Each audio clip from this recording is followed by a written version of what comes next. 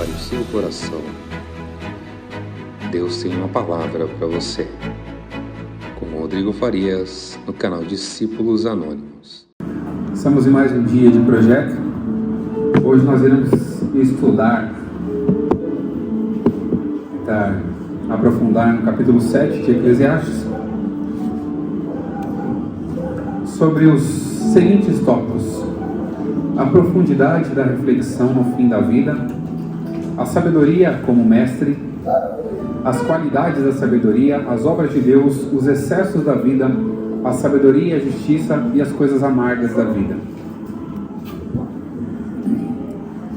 No capítulo 7, já no verso 1 em diante, quando começamos a refletir, sobre esse versículo, os irmãos que quiserem podem abrir a Bíblia em capítulo 7 de Eclesiastes. A gente vai do versículo 1 até o último versículo, tentar analisar todos eles. Salomão começa a escrever aqui: melhor é a boa fama do que o melhor unguento, ou seja, um óleo perfumado, e o dia da morte do que o dia do nascimento. Aqui é algo muito interessante. Quando começa a falar que é melhor a boa fama do que o melhor unguento, eu fiz até uma pergunta no grupo sobre isso, O que era melhor do que o que era melhor do que o unguento, Que é o que? A boa fama. Quando nós começamos a observar, quando fala sobre unguento, temos a referência de João no capítulo 12, verso 5, que foi nesse episódio quando a mulher lavou os pés de Jesus e Judas olhou para aquele óleo sendo derramado e falou: por que vocês não peguem esse óleo e vendem por 300 dinheiros e não ceder aos pobres? E eu fui fazer uma análise sobre isso. O unguento, esses 300 de dinheiros de unguento que Judas falou que podia ser vendido, daria 1 ano de trabalho. E olha só para você entender a profundidade que Salomão fala: é melhor a boa fama do que você ter dinheiro para sustentar um bom tempo se você não tiver um bom nome e por onde você pode andar. Porque riquezas é muito bom a gente ter. Mas a boa fama, o que é a boa fama? Vai muito além do que qualquer valor que a gente possa ter, qualquer dinheiro. Que é onde você passa, a pessoa fala: realmente aquele ali é um homem ou uma mulher de Deus. Isso é uma boa fama. Realmente aquela pessoa é uma pessoa de caráter. Isso é uma boa fama. Realmente aquela pessoa, eu não vejo essa pessoa em rodas, falando mal dos outros, entre outras coisas. Realmente essa pessoa tem uma boa fama. E Salomão fala: melhor é a boa fama do que o melhor unguento. Ou seja, o melhor, aquilo que tiver de melhor, de óleo, de especiaria, ainda a boa fama será melhor. Porque nós temos que ter o nosso comportamento cada dia mais aprovado diante de Deus. Temos que ter o nosso comportamento cada dia mais refletidos na nossa vida, aquilo que nós exalamos como essência. E para nós termos uma boa fama, para nós termos uma vida pautada, nós vamos ter uma instrução.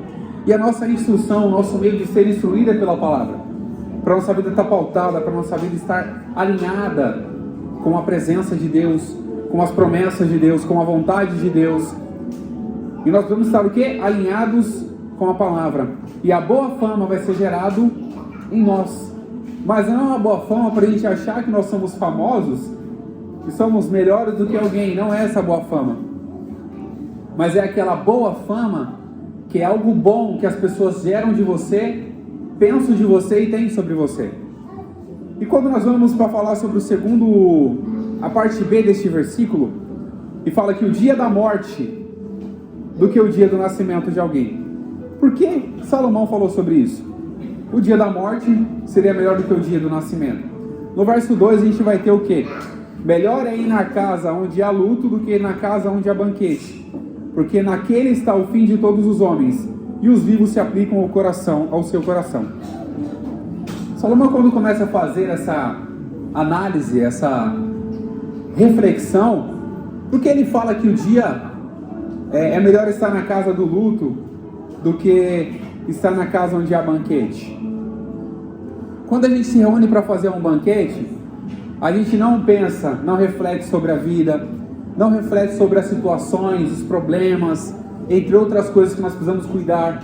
Não refletimos sobre os cuidados que nós precisamos ter sobre as nossas vidas. a gente não reflete. E quando chega no dia da morte, quando nós se aproximamos, quem é que nunca vai num luto e começa a pensar, poxa vida, essa pessoa era tão jovem, essa pessoa tinha uma vida toda pela frente, essa pessoa podia viver tanto. O que a gente começa a fazer? Uma reflexão.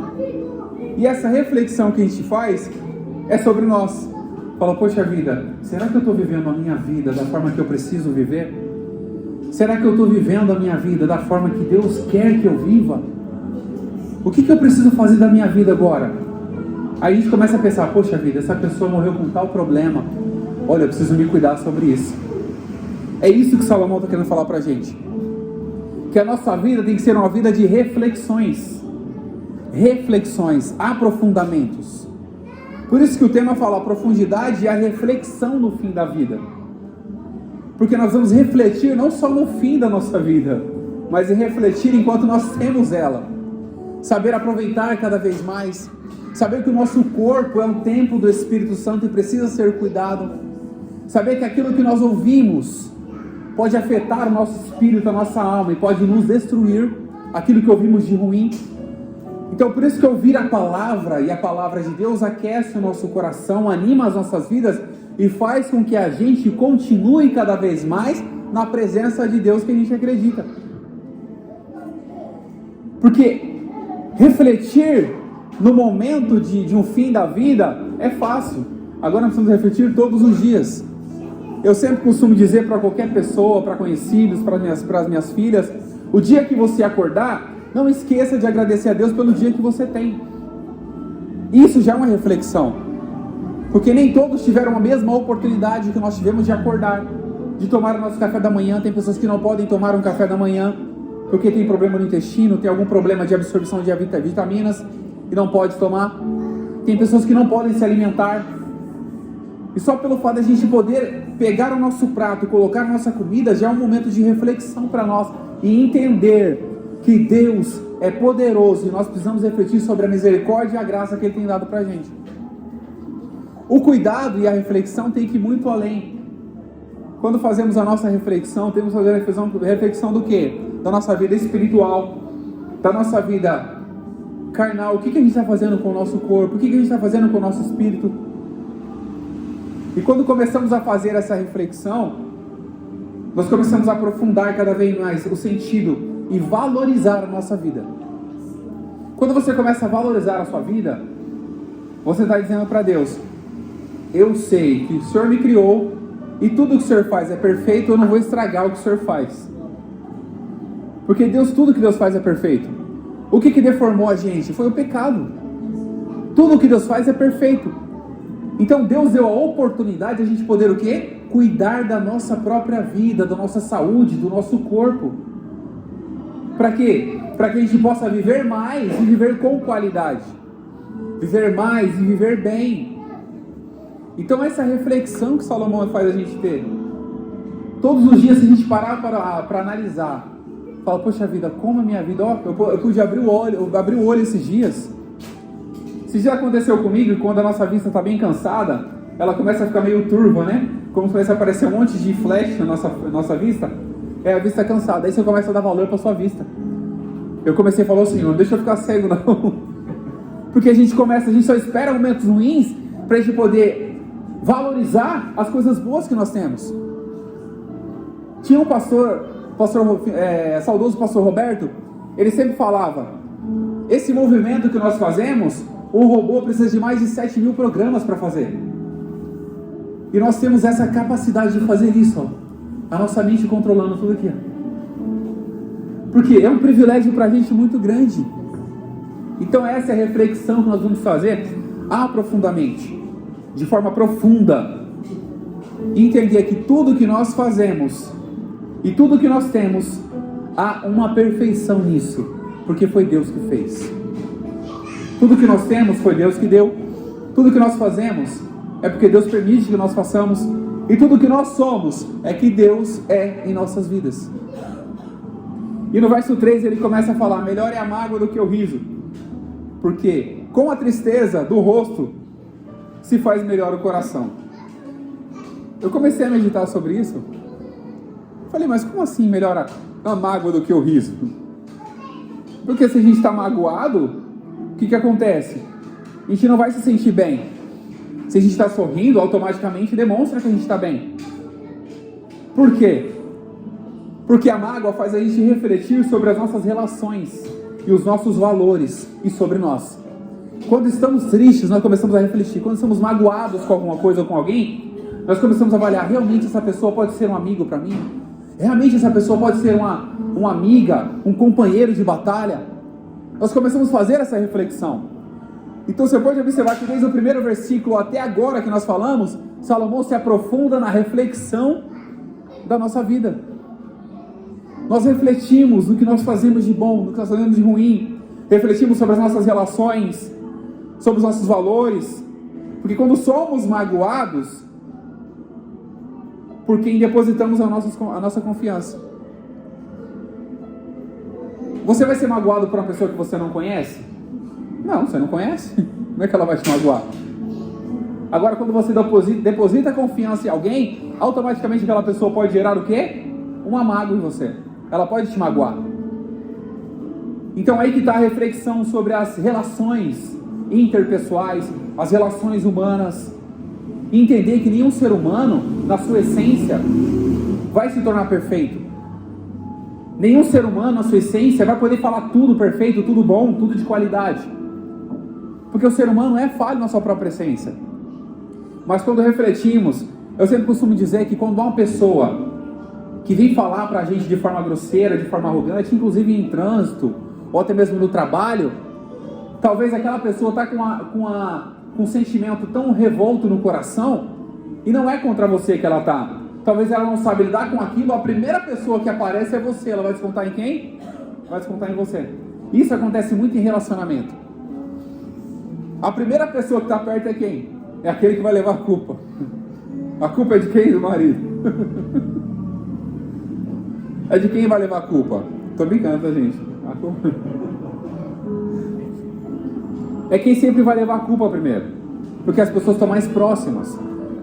E talvez se você começar a avaliar uma reflexão, por que aquela pessoa agiu daquela forma comigo? Por que aquela pessoa me tratou daquela forma? Por que ela foi tão grosseira comigo? Você vai começar a observar, ela deve estar precisando de ajuda, mas ela não sabe como falar. Ela deve estar precisando de um auxílio, ou conversar com alguém e não sabe como falar. Eu tive a oportunidade de uma vez, um rapaz estava tendo um problema sério dentro da casa dele, de repente ele começou a quebrar tudo. Quebrou máquina de lavar, quebrou tanquinho. E eu entrei, a minha esposa falou, vai lá para ver o que está acontecendo. Eu entrei para ver na casa dele. E eu cheguei com ele e falei para ele, ó, quando você tiver precisar de alguma coisa, procura alguém para conversar. Porque ele estava descarregando aquilo que estava no coração dele, estava entupido de coisas ruins. Estava cheio de mágoa, cheio de ódio. Porque se a pessoa não conversa, não dialoga, não abre o coração, automaticamente vai encher o coração de uma forma que ela vai se explodir. E o que tiver na frente vai ser a vítima. Por isso que infelizmente muitas pessoas acabam gerando certas violências, arrumando briga no trânsito, porque não param para refletir. Eu sempre costumo dizer, eu converso bastante com as pessoas, quando eu estou no meu carro, e de repente alguém me estressa, o que eu faço? Eu fecho o vidro e começo a resmungar dentro do carro com o vidro fechado para a pessoa de fora não ouvir. Por quê? Se ela escuta, vai dar confusão. Se ela ouve lá fora, pronto, a briga está armada. Porque se eu não fechar o meu vidro, se eu fechar o vidro, ela não vai escutar. Então eu vou estar fazendo o quê? Descarregando aquilo, aquela mágoa. Descarregando aquela energia. Porque nós precisamos continuar com o coração limpo, puro, sem nenhuma mágoa. Me faz até recordar, uma certa feita eu tive a oportunidade de falar sobre Estevão, uma pregação no sábado pela manhã. Estevão estava à beira da morte, sendo apedrejado. Ele olhou para aquelas pessoas e falou, Pai, não lhes impute este pecado. Por que ele falou isso? Na beira da morte. Porque o perdão, ele limpa a mágoa do nosso coração, não daqueles que estão fazendo mal para a gente. E Estevão precisava se encontrar com Jesus com o coração limpo, não com mágoa daquelas pessoas que estavam apedrejando ele. E ele foi dessa resposta, Pai, não lhes impute este Pecado. Porque ele não deixou que a mágoa continuasse no coração dele. E no verso 4, o escritor fala: o coração dos sábios está onde? Na casa do luto. Mas o coração do tolo está onde? Na casa da alegria. Toda a lição que nós tivemos aqui agora, o coração do sábio está na casa do luto, por quê? O sábio reflete sobre as coisas da vida. O tolo não reflete sobre as coisas da vida, ele só quer viver, só quer correr atrás, só quer viver, só quer se aproveitar cada momento, fazer aquilo que apraz o coração, apraz a carne. O tolo só faz isso, mas o sábio reflete sobre a vida toda. E aqui, para a gente continuar, do verso 5 até o verso 10, capítulo 7, verso 5 ao 10, que nos apresenta a sabedoria como mestre, como ensinadora. E no verso 5 ele fala: melhor ouvir a repreensão do sábio do que ouvir a canção do tolo. Quando fala repreensão do sábio, nós sabemos que o sábio também é aquele que sabe ouvir. Quando você é repreendido e sabe ouvir uma repreensão, você está se qualificando como sábio. Porque sábio não é só aquele que fala, é aquele que sabe ouvir, aquele que sabe ser corrigido, aquele que sabe ser exortado, aquele que sabe reconhecer a sua fragilidade. Esse é o sábio. O sábio repreende, o sábio também ouve. Agora, o sábio nem sempre vai te elogiar, mas ele vai te corrigir quando for necessário. Mas o tolo, ele sempre vai estar com aquela canção boa, aquela canção leve. Não, tá tudo bem, meu irmão, pode fazer. O que o seu coração sentir vontade, faça. Mas Paulo fala: tudo é lícito, mas nem tudo me convém. E nós sabemos que a nossa luta é uma luta espiritual e carnal, e nem tudo que a gente quer fazer vai ser do agrado de Deus. Nós temos que andar de acordo com a vontade de Deus. E ele acrescenta no verso 6, pelo qual o crepitar. O que é o crepitar? São estalos produzidos pelo fogo. Quando você joga um espinho no fogo. Aqui Salomão está falando sobre isso. Você joga um espinho no fogo, coloca ele lá, vai começar o quê? Estralar, fazer barulho. E isso era a canção do tolo. Só faz barulho, mas não traz efeito nenhum. Só faz barulho, mas a repreensão do sábio traz fruto. O tolo pode cantar aquela canção mais linda, apresentar, vendo você errar e te elogiar, mas isso não vai mudar, você vai destruir a sua vida. Por isso que as companhias que nós precisamos ter todos os dias é muito importante. Pessoas que nos ajudam a crescer, nos ajudam a desenvolver e nos ajudam a ter uma perspectiva melhor da nossa vida como cristão. Por isso que ouvir e meditar na palavra, ouvir uma palavra, uma boa palavra, transforma nosso modo de pensar, nosso modo de agir, porque a palavra transforma o coração. A fé vem pelo quê? Vem pelo ouvir. E o ouvir o quê? A palavra. Aí só adquire fé ouvindo a palavra, adquire conhecimento, adquire misericórdia, reconhecendo a misericórdia de Jesus. E Salomão continua falando no verso 7 sobre a opressão.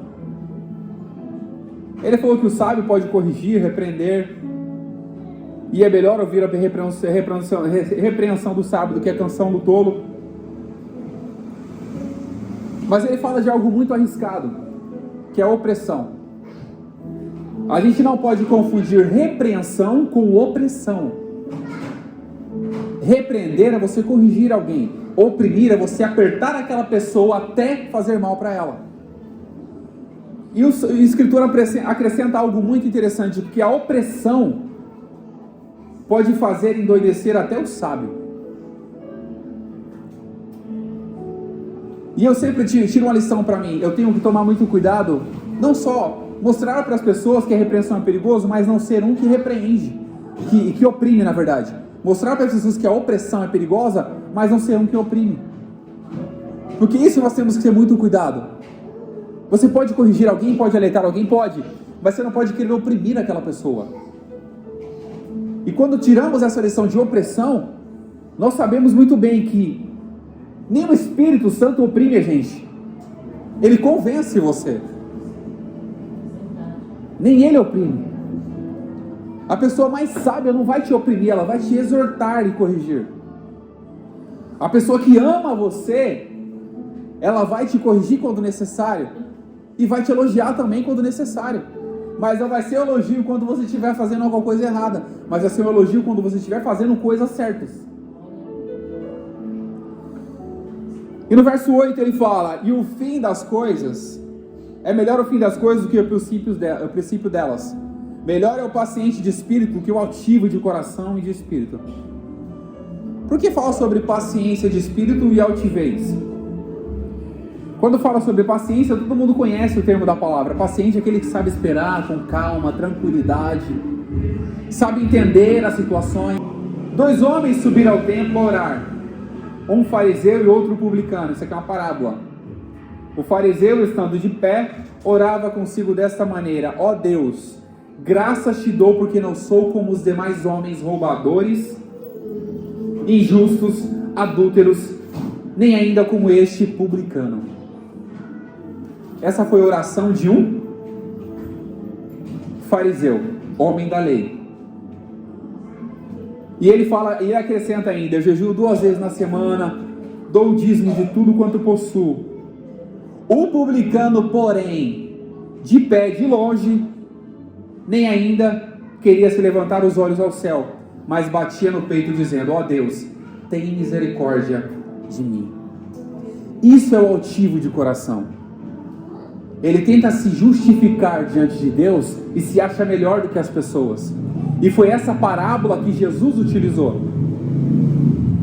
Mas a pessoa humilde, a pessoa que reconhece a sua humildade, reconhece que o espírito humilde vale mais do que qualquer outra coisa, ele ora para Deus e fala: Senhor, ele não tem nem coragem de olhar para Deus, ele não tem nem coragem nem de olhar para os céus. A pessoa que reconhece a sua necessidade, a sua fragilidade, não tem coragem nem de olhar para os céus. E ele não levantou os olhos, mas batia no peito dizendo: tem misericórdia de mim, porque eu sou pecador. Quando reconhecemos isso, automaticamente nós entregamos toda a nossa vida na mão de um Deus que pode transformar a nossa vida. Não se auto-justifique, porque quem justifica a nossa vida é Jesus. Não se auto-justifique, porque quem dá testemunho de nós é a nossa vida cumprindo a palavra. E não sejamos jamais como aquelas pessoas altivas, arrogantes, que na nossa oração nós representamos a Deus melhor do que alguém. Porque ninguém pode ser melhor do que ninguém. Cada um tem a sua essência, cada um tem a sua função, cada um tem o seu trabalho. E cada um faz algo que pode auxiliar no crescimento de todos. E aqui no verso 9, ele muda um pouco do assunto, né? No verso 9 ele fala: não te apresses com teu espírito a irar-te, porque a ira repousa no íntimo dos tolos. Engraçado que Tiago, no capítulo 1, verso 9, o escritor Tiago fala: sabem isso, meus amados irmãos, mas todo homem seja pronto a ouvir, tardio para falar, tardio para se irar. E no verso 20 ele fala: porque a ira do homem não opera a justiça de Deus. A gente pode se irar? Irai-vos, mas não pequeis. Não se ponha o sol, olha só como é tão interessante isso. Não se ponha o sol sobre a vossa ou sobre a sua ira. O que pega aqui, que Salomão está querendo explicar para a gente, é que você não pode deixar com que a ira repouse no seu coração. O que é repouso? Faça morada, faça descanso no seu coração. Mas você pode muito bem eliminá-la e mudar o foco da sua ira para mudar toda a situação. Porque nós iramos, às vezes sim. Quem é que nunca se irou, uma vez passou raiva, falou alguma coisa, depois se arrependeu? É muito interessante e muito importante para a gente o quê? avaliar que nós podemos falar qualquer outra coisa, mas nós não podemos saber como vai ser armazenado isso na mente da pessoa. Por isso que a ira é algo que pode destruir a nossa vida e a vida de alguém. Porque as nossas palavras podem ser boas para edificação, mas também podem ser boas para destruição, ruim para destruição. E aí ele não pode repousar no nosso coração, porque nós somos o quê? Sábios. A sabedoria que faz isso com a gente. Quando paramos para poder ouvir um jovem de 35 anos, acho que é 35 que eu tenho, né? 35? 34, tá vendo? Eu tô acrescentando mais um. Quando você para ouvir uma pessoa de 34 anos, no caso do irmão Josias, irmão Geraldo, já são pessoas mais maduras, irmão, o pastor, você para ouvir uma pessoa de 34 anos, você demonstra a sua sabedoria diante de Deus. Porque não é só falar que você se torna um, mas ouvir também. E corrigir também. Eu sempre costumo dizer que eu não sou certo de tudo, nem falo tudo certo. Porque nós seremos alunos para o resto da vida. Nós seremos pessoas que seremos alunos para o resto da vida. Então, se eu chegar no final, alguém chegar me corrigindo ali, eu vou ter que baixar minha cabeça, porque eu ensinei que sábio também sabe ouvir, não se ira. Eu vou ter que guardar isso no meu coração. Tudo que eu falo serve de lição para mim também. Muitas vezes eu faço estudo sobre Eclesiastes, já fiz estudo sobre Provérbios, mas chega aqui eu sou repreendido pela palavra. Porque Deus corrige ainda aquele que Ele ama. E corrige a nós também. E no verso 10 ele fala: nunca digas, porque foram os dias passados melhor do que estes. Há um problema muito sério, que às vezes a gente pensa muito no passado, se preocupa demais com o passado. O sábio escritor demonstra pra gente: aquele que se preocupa com o passado, não é sábio, porque não provém da sabedoria essa pergunta. Ele acrescenta isso. Porque foram os dias passados melhores do que estes? Porque não provém da sabedoria essa pergunta. Então nunca olhe para o passado e fala: poxa vida, meu passado era melhor. Porque o povo de Israel estava no deserto, eles começaram a lembrar o quê? Ei, do Egito. Nossa, lá tinha lugares para a gente, tinha covas para a gente morrer. Lá tinha alimentos. Eles começaram a lembrar do passado. Isso é o quê? Uma pessoa falta de sabedoria. Porque eles estavam indo para uma terra que manava leite e mel. Mas eles estavam preocupados com aquilo que eles tinham no momento. E não aquilo que eles poderiam conseguir no futuro. O sábio dá uma resposta muito grande para isso, que é: o meu passado não me pertence. O meu futuro, o meu presente, eu vivo na presença do Senhor. E o meu futuro está nas mãos de Deus. Essa é a frase do sábio. O meu passado já foi, eu não posso mudá-lo. O meu presente eu posso viver na presença. E o meu futuro é Deus que vai direcionar. Então jamais deixe que essas perguntas façam morada no nosso coração. Porque o sábio, ele tem que ser sábio em tudo, nos mínimos detalhes. Pode faltar. E tem um escritor que fala, não lembro o livro que está escrito: aquele que tem falta de sabedoria, peça a quem? A Deus. Tiago mesmo, né? Aquele que tem falta de sabedoria, peça a quem? A Deus. E aí já entra outra questão, que é a importância da oração. Você orar com Deus, saber como pedir, o que pedir para Ele. E nós só saberemos o que pedir, como pedir, se nós tivermos conhecimento da palavra para isso. Você não pode pedir com que o seu irmão morra porque ele fez mal para você, ou que aquele vizinho morra porque ele fez mal para você, porque isso a palavra não ensina para a gente. Porque os nossos inimigos, o que Jesus fala para eles? Para a gente: se o teu inimigo tiver fome, dá-lhe de comer. É difícil, não é? É difícil, não é? É uma situação bem difícil. Como é que o seu inimigo está com fome, chega na sua porta, fez tanto mal para você, bate na sua porta e fala: me dá um prato de comida? Isso é para quebrar o orgulho de qualquer um. Jesus falando para a gente isso. E Jesus ensinando para a gente isso. É muito difícil, é fácil eu falar para todo mundo, eu falar para mim mesmo, mas a gente tem que viver isso. Já tive algumas experiências na vida que Deus às vezes permite que eu passe por alguma coisa para poder transmitir uma mensagem para alguém. Eu falo, Deus, mas não tinha outra forma de você me falar, não? Não tinha outro jeito, não? Eu tinha que passar por isso? Quem prega sabe muito bem, Luiz deve saber muito bem disso. Às vezes passa por situações que Deus quer usar aquelas situações para você poder transmitir uma palavra de conforto para alguém. Mas é como eu falei no começo, às vezes os nossos inimigos não são verdadeiramente nossos inimigos. Porque os inimigos verdadeiros são aqueles espirituais, os demônios. São os inimigos da nossa alma. E ele repousa onde? Naquele que abriu o coração para ele. E ele vai tentar fazer o quê? Destruir aquele que está perto de Jesus. Ele vai tentar parar de alguma forma. Então nós temos que continuar. Temos todas as qualidades de sabedoria. E volto a dizer, aquele que tem falta de sabedoria, peça para Deus.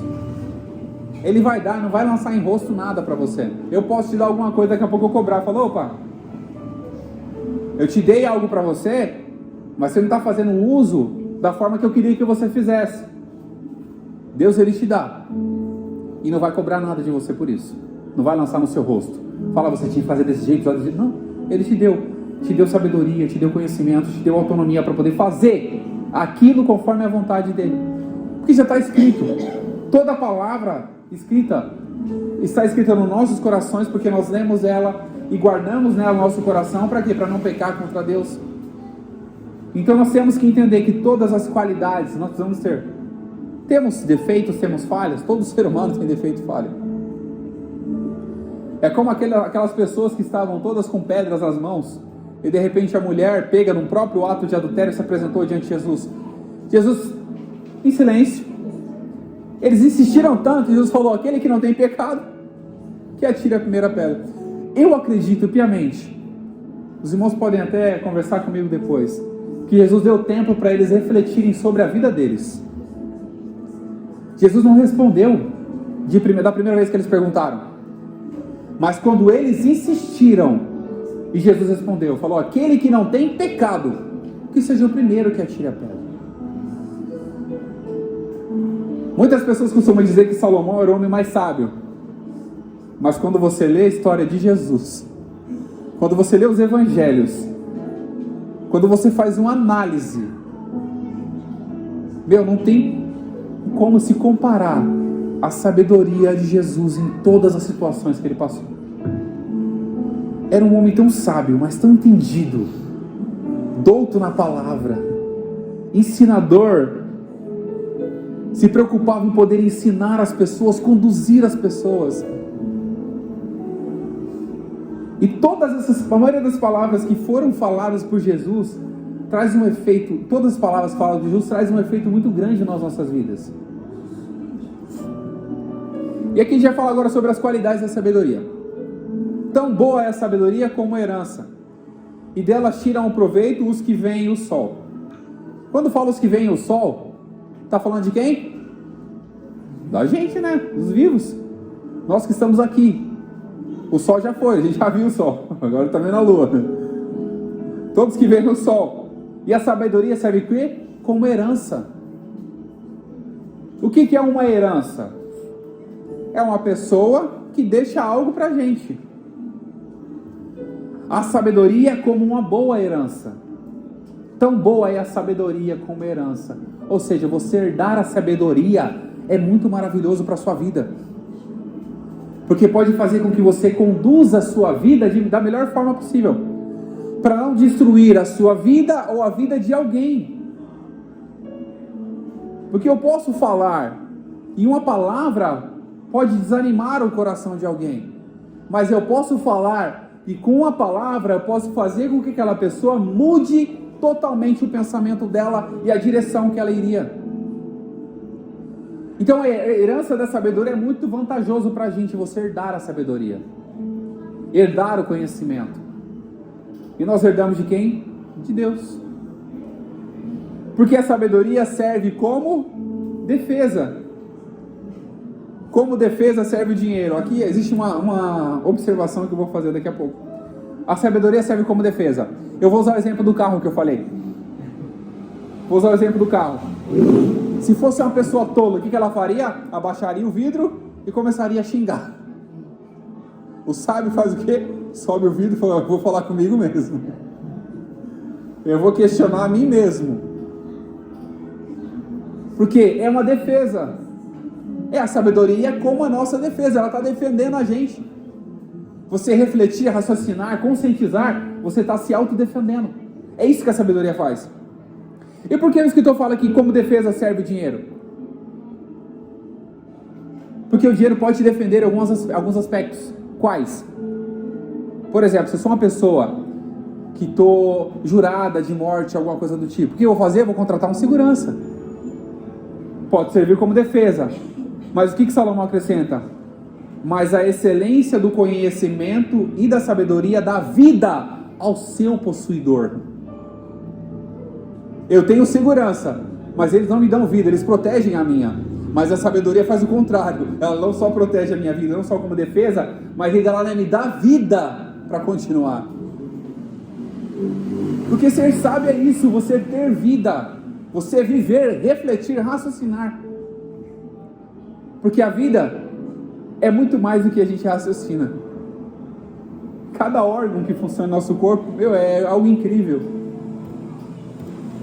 Então nós temos que entender tudo isso, as qualidades da sabedoria que nós podemos ter. Herdar a sabedoria e ser a nossa defesa. E ter a excelência dela no nosso coração.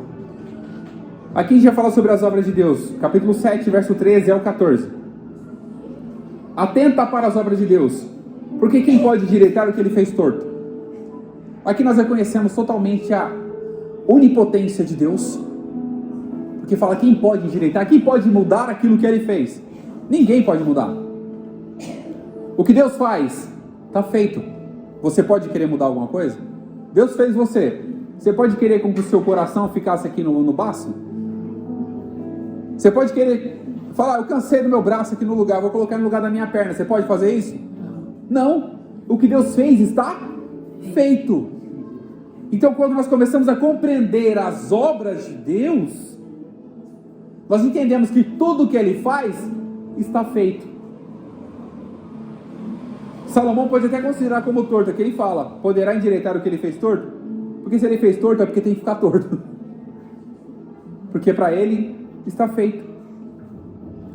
E ele acrescenta algo muito interessante aqui, no dia da prosperidade, no verso 14, goza ao bem, mas o dia da adversidade considera. Porque as obras de Deus pode fazer com que a gente passe coisas boas, prospere, mas também Ele pode permitir que a gente passe por coisas ruins.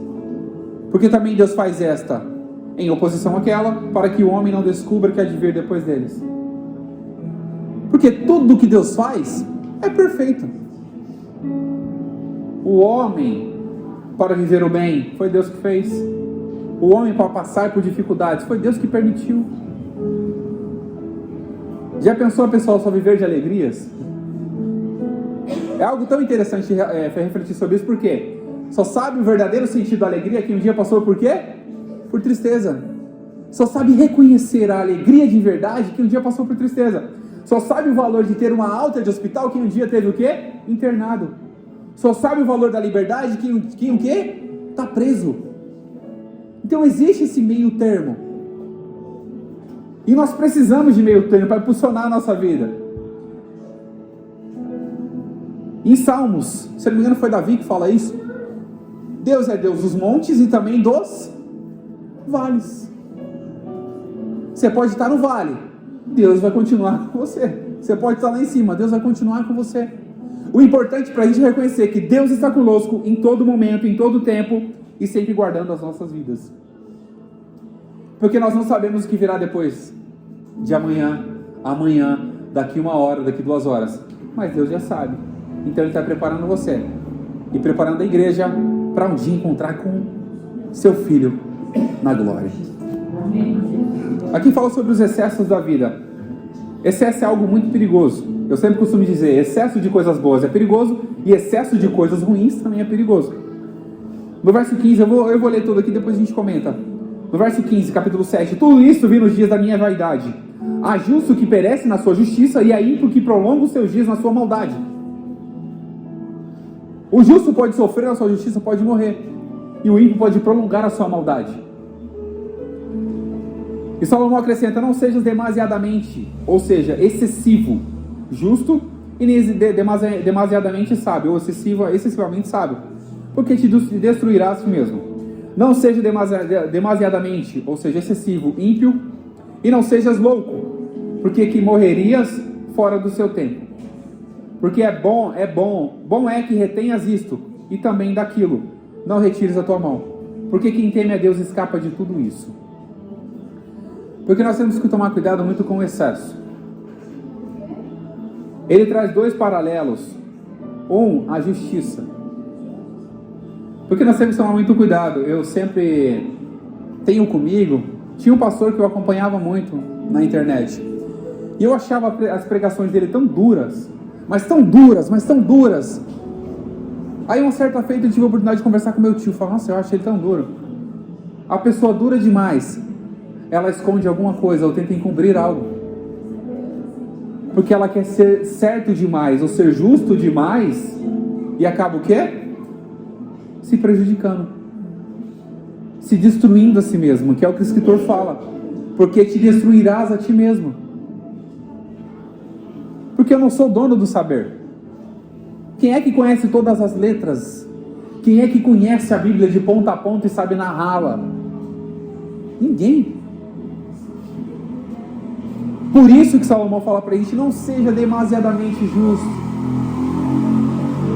Isso acontece muito com quem é novo convertido.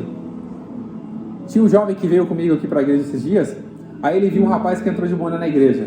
O que ele fez? Puxou o boné da cabeça do rapaz. Falou, tem que ter respeito. O que seria isso? Demasiadamente, excessivamente, uma pessoa certa, justa, ou cobrar demais. Mas se você entende que aquela pessoa vem aqui e tem a necessidade, quem faz a obra não é você, é o Espírito, você vai entender que ela veio de boné, mas daqui uma semana ou duas ela pode tirar o boné, levantar as mãos e aceitar Jesus. Porque a obra quem faz é o Espírito. Isso que nós temos que entender. Demasiadamente é você ser excessivo em algo que você não tem que ser. E dessa forma também ele faz sobre a questão da impiedade. A pessoa vive na impiedade. Mas tem pessoas que fazem tão mal para si mesmo e acaba sendo um louco. E a pessoa louca, o que acontece? Morre antes do tempo. É muito comum a gente ouvir muito algumas frases. Eu nunca vi um ladrão se aposentar. Porque ele vive tanto na maldade, tanto na impiedade, ele destrói a própria vida dele. Ele morre cedo. Ou vai preso ou morre cedo. Eu conheci jovens que estudaram comigo e de repente morreram. Jovens. Porque queriam viver numa vida de risco, se aprofundar na vida de risco. Mas o que acontece? Se destrói, perde a vida cedo. E ele acrescenta aqui, porque quem teme a Deus escapa de tudo isso. Tudo isso o quê? Dos excessos. Porque o temor ao Senhor é o princípio da sabedoria e do conhecimento. O homem que teme a Deus tem respeito pelo que ele é, pelo que ele faz e por quem nós somos na presença dele. Então nós temos que ter toda a cautela, porque os excessos faz mal. E não seja demasiadamente excessivo em nada, mas viva a vida temendo a Deus e com qualidade. Saiba ouvir, saiba falar, saiba ouvir, saiba ser corrigido, saiba corrigir também, porque nós crescemos uns aos outros ajudando, e o nome de Jesus é glorificado.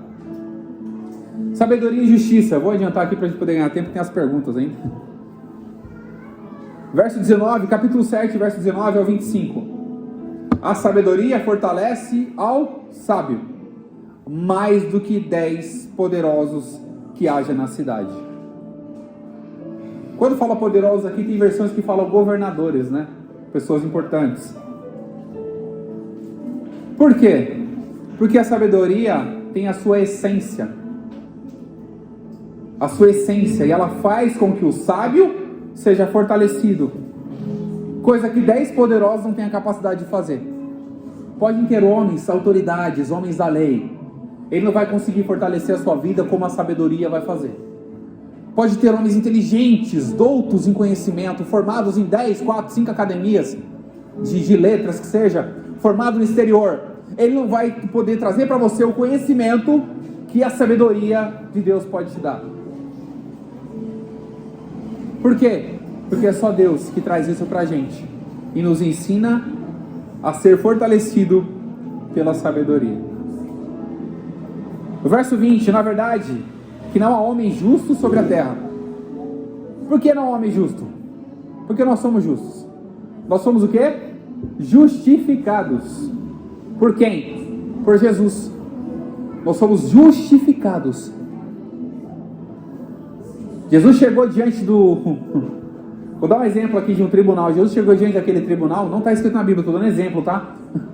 Chegou diante daquele tribunal e falou, ó, aquele castigo que era sobre ele, pode colocar sobre mim que eu vou assumir a culpa dele. Ou seja, eu estou justificando ele. O que ele fez no passado não importa, agora o que ele vai fazer no futuro, comigo na vida dele, aí é ele que vai decidir agora. Nós somos justificados. E não há quem faça o bem e quem nunca peque.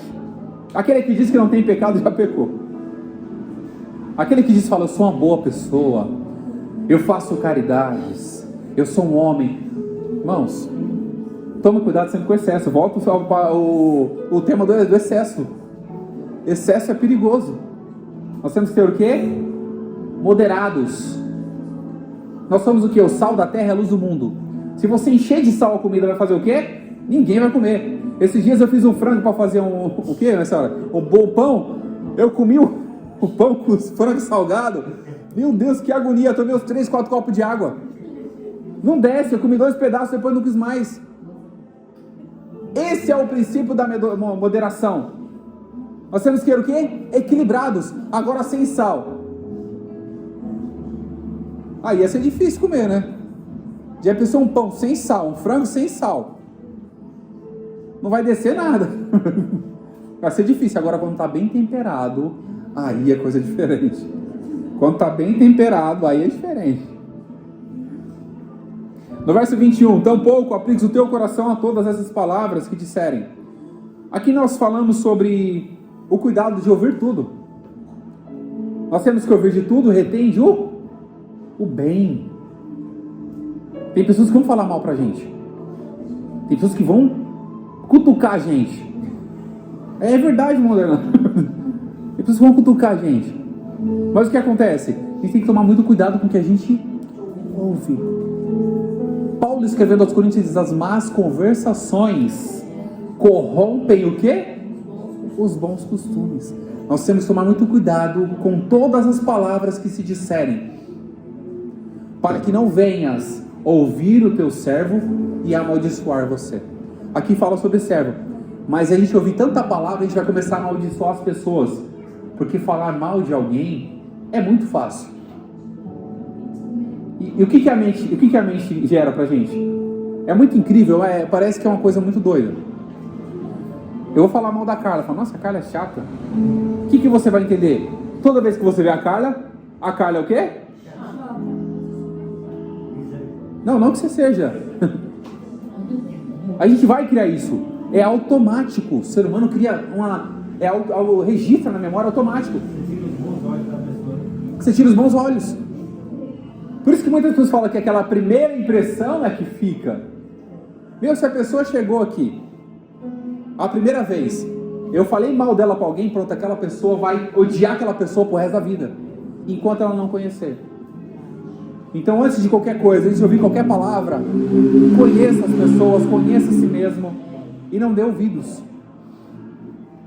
Eu vi a pregação de um Júnior Trovão, todo mundo conhece aqui, né? Eu vi só um trecho da pregação. Falou que uma vez a irmã foi comentar sobre outra pessoa, aí ele escutou tudinho que a irmã tinha para falar. Aí quando ela acabou de falar, ele falou, agora vamos chamar aquela pessoa para você repetir tudo que você falou aqui. Ela chamou a pessoa veio. Não era nem 90%, nem 10% do que aquela pessoa falou. 100% do que ela falou, 90% era lixo. Não era verdade. Porque nós criamos, é como se fosse uma... quem já viu eu fiz uma brincadeira, um teste uma vez na escola. É bem legal. Você fala uma palavra para a pessoa no ouvido, ela vai repetindo para outra. Quando chega no final, sai totalmente distorcido. Telefone sem fio, aquela falou o nome. Sai totalmente distorcido a conversa quando chega no final. Mas nós somos o quê? Agentes interruptores de conversa. Quando chegar na gente, falou, opa, tá, parou aqui, ó, não vai sair por aqui não. Parou aqui. Tive um pastor Zé Ferreira, o pastor Ramon, com certeza deve conhecer. Ele sempre falava, se a pessoa me falar mal de você, eu falei, não, vamos orar por aquela pessoa. Pronto. Já desarma a pessoa. Então temos que ter toda essa cautela. Verso 22, porque o coração também já confessou que muitas vezes tu amaldiçoastes aos outros. Isso reflete para nós também. Muitas vezes nós amaldiçamos muitas pessoas, pelo fato de conhecê-las pelo ouvido de outros. No verso 23, tudo isso provei pela sabedoria. E eu disse, sabedoria adquirirei. Mas ela estava longe de mim. Salomão, o homem mais sábio, escreveu 3 livros. O Provérbios é um livro de sabedoria profunda. Eclesiastes é um livro de realidade profunda. E ele falou que estava procurando a sabedoria e ela fugiu dele. O que eu tiro como lição? Que nós não temos toda a sabedoria dentro do nosso coração. Porque Deus, Ele não daria tudo pra gente, sabendo que a gente pode se perder. Eu já tive uma experiência comigo, uma vez eu fui pesquisar sobre um tema muito, muito polêmico. Eu comecei a pesquisar, daqui a pouco a minha mente começou a ficar o quê? Perturbada. Isso antes de eu conhecer a Carla e tudo, antes de eu casar. Agora eu tô certo da cabeça.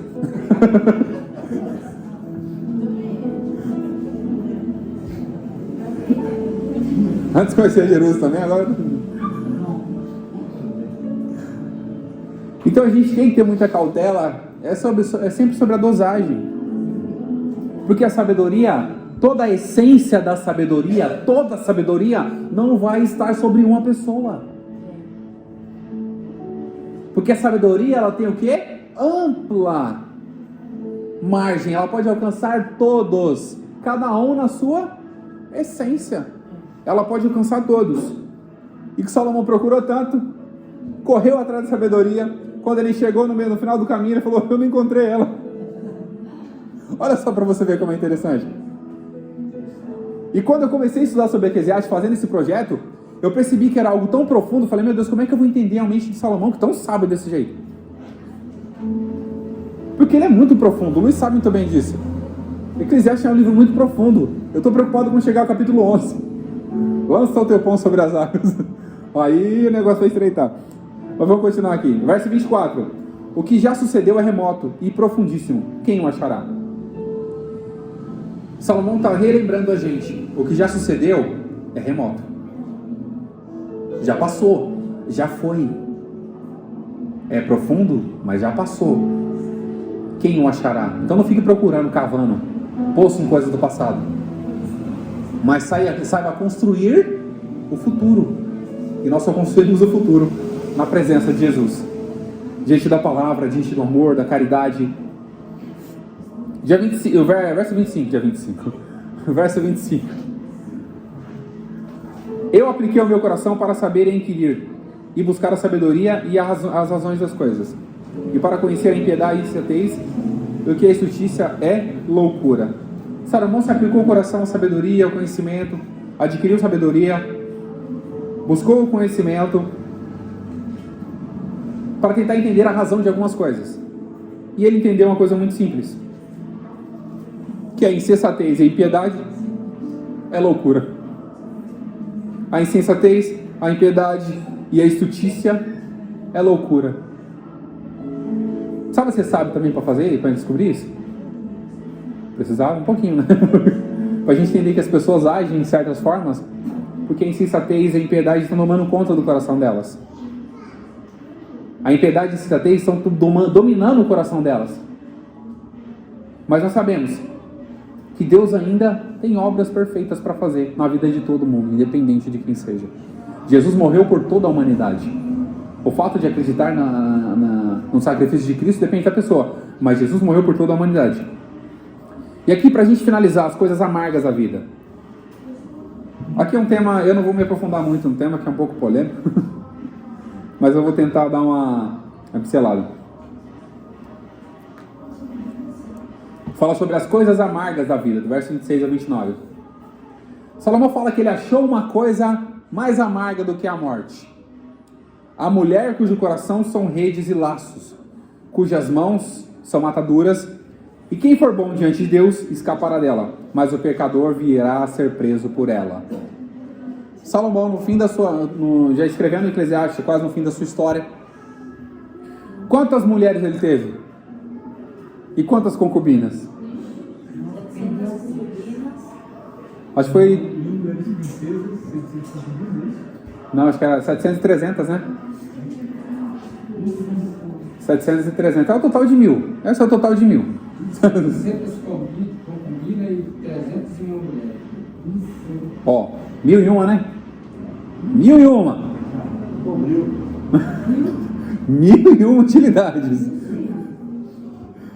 E ele fala, eu achei uma coisa mais amarga. Salomão, em Reis, narra a história de Salomão, que as mulheres corromperam o seu coração. Eu acredito que ele começa a raciocinar e refletir sobre isso. O perigo de ter uma pessoa que não teme a Deus diante de você. O perigo de estar acompanhado, isso seria muito bom para jovens. Jovem que quer casar, saiba quem você escolhe para poder acompanhar a sua vida. Porque pode ser laço de morte para você. Mas quem for bom diante de Deus escapará dela. Ou seja, o homem que teme ao Senhor escapa dessas coisas. Porque você vai saber que as coisas que acontecem é no tempo de Deus, na vontade de Deus, porque Deus quer. Eu não corri atrás da Carla lá fora. Falei, vou buscar a Carla lá fora para poder ela se converter, para depois estar aqui. Não, ela veio. Eu não precisei sair. Eu estava esperando em Deus. Estava demorando um pouquinho, mas estava esperando.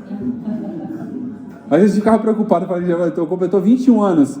Falei, meu Deus do céu, eu não vou casar não? A gente fica preocupado. Até que Deus prepara. E a gente não precisa correr atrás das coisas da forma que a gente corre. Nós sabemos que as bênçãos de Deus acompanham, nos seguem.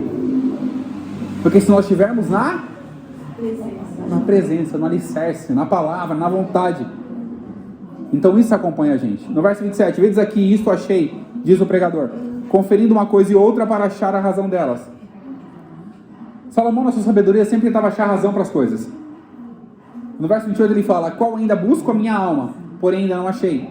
Um homem entre 1000, achei um, mas uma mulher entre todas, ainda não achei.